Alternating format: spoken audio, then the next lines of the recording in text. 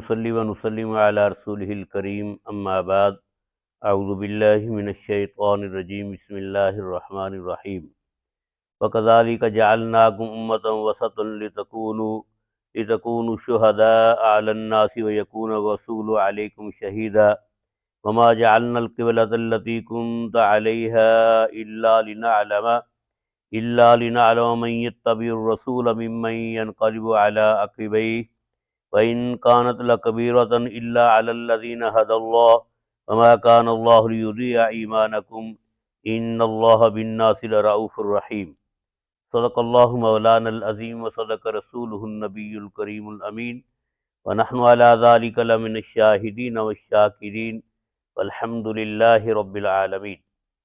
میرے نہایت ہی محترم مکرم معزز دوستو، السلام علیکم ورحمۃ اللہ وبرکاتہ۔ آج میں نے سورہ بقرہ کی آیت نمبر 143 تلاوت کی ہے۔ اس آیت کے اندر اللہ رب العزت نے بہت سی باتیں بیان فرمائیں۔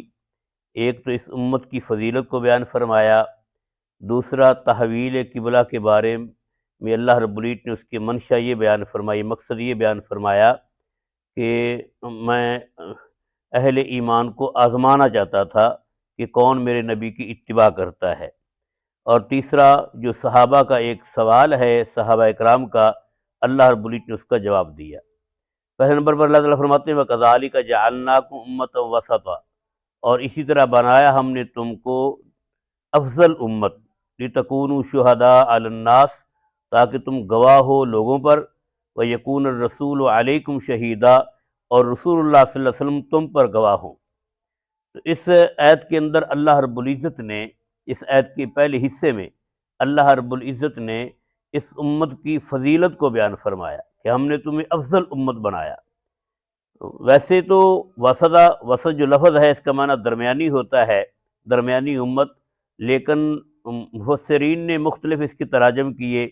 ایک ترجمہ تو یہ ہے کہ ہم نے آپ کو درمیانی امت یعنی کہ افضل امت بنایا۔ دوسرا یہ اللہ رب العزت فرماتے ہیں کہ وَجَعَلْنَاكُمْ أُمَّةً وَسَطًا، کہ ہم نے تمہیں عادل امت بنایا۔ تیسرا یہ کہ ہم نے تمہیں معتدل امت بنایا، درمیانی امت۔ اور یہ تینوں ترجمے یہاں پر فٹ ہوتے ہیں۔ وہ اس طرح کہ قیامت کے دن جب انبیاء کرام علیہم السلام اللہ رب العزت کی بارگاہ میں حاضری دیں گے تو اس وقت جو ان کی امتیں ہیں وہ اللہ رب العزت کی بارگاہ میں یہ اعتراض کریں گی یا یہ عرض کریں گی کہ یا اللہ، تیرے نبیوں نے تیرا پیغام ہم تک نہیں پہنچایا تھا۔ تو اللہ رب العزت انبیاء کرام سے فرمائیں گے کہ تم اس کا کیا جواب دیتے ہو؟ یہ تو انکار کر رہے ہیں کہ آپ نے ان تک میرا پیغام نہیں پہنچایا۔ تو انبیاء کرام علیہم السلام عرض کریں گے کہ یا اللہ، ہم نے تیرا پیغام ان تک پہنچایا تھا، یہ جھوٹ بولتے ہیں۔ تو امتیں کہیں گی کہ یا اللہ، ان کے پاس گواہ کون ہے کہ انہوں نے ہم تک پیغام پہنچایا؟ تو اللہ رب العزت انبیاء کرام سے فرمائیں گے ہاں بتاؤ، تمہارے پاس اس کی کوئی گواہی ہے کہ تم نے میرا پیغام ان تک پہنچایا؟ تو انبیاء کرام علیہم السلام عرض کریں گے کہ یا اللہ، امت محمدیہ اس بات کی گواہ ہے کہ ہم نے تیرا پیغام ان تک پہنچایا تھا۔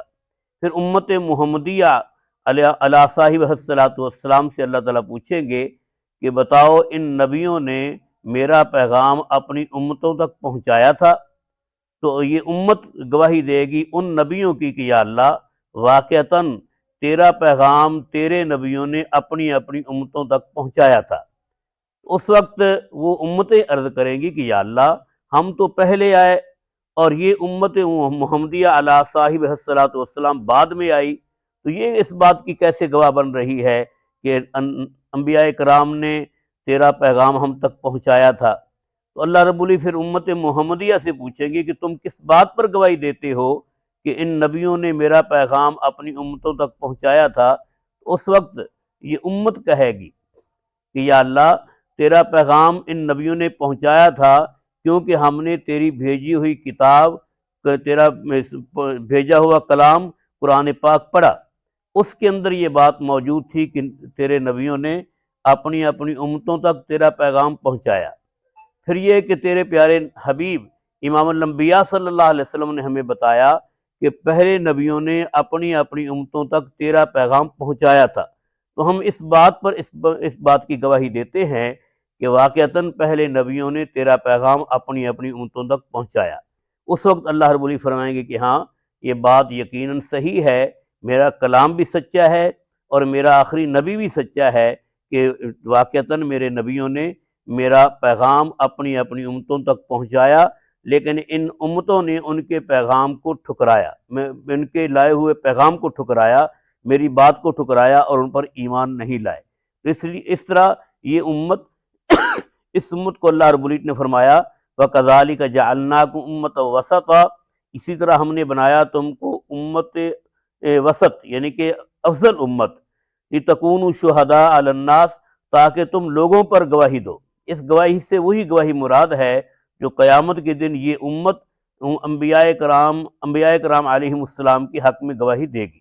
وَيَكُونَ الرَّسُولُ عَلَيْكُمْ شَهِيدًا، اور ہوں گے رسول علیہ السلام تم پر گواہ، تو نبی کریم صلی اللہ علیہ وسلم بھی پھر اپنی امت کی گواہی دیں گے۔